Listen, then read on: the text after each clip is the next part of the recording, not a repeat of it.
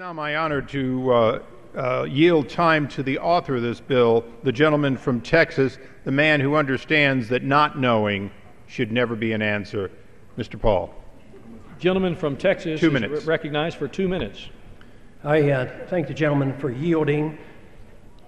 I rise, obviously, in strong support of this legislation. I don't know how anybody could be against transparency, and they want secrecy, especially when the secrecy is to protect individuals who deal in trillions of dollars, much bigger than what the Congress does. And these trillions of dollars bail out all the wealthy, rich people, the banks and the big corporations, international, overseas banks, bailing out Europe, dealing with central banks around Europe and different places. And to say that we should have secrecy and say that it's political to have transparency, well, it's very political when you have a Federal Reserve that can bail out one company and not another company. That's pretty political.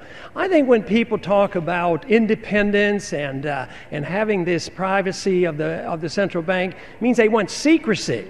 And secrecy is not good. We should have privacy for the individual, but we should have openness of government all the time. And we've drifted a long way from that. The bill essentially removes the prohibitions against a full audit.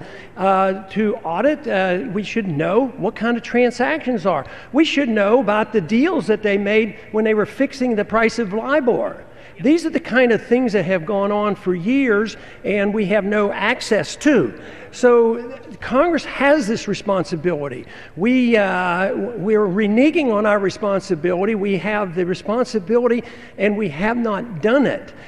So it is up to us to reassert ourselves. The Constitution is very clear who has the responsibility, but the law conflicts with the Constitution. The law comes along and says the Congress can't do it. Well, you can't change the Constitution, prohibit the Congress from finding out what's going on by writing a law. And this is what has happened. So it is time that we repeal this prohibition against the full audit of the Federal Reserve. We deserve it. The American people deserve it. The American people know about it and understand it. And that's what they're asking for. They're sick and tired of what happened in the bailout and where the wealthy got bailed out and the poor lost their jobs and they lost their homes. And I yield back.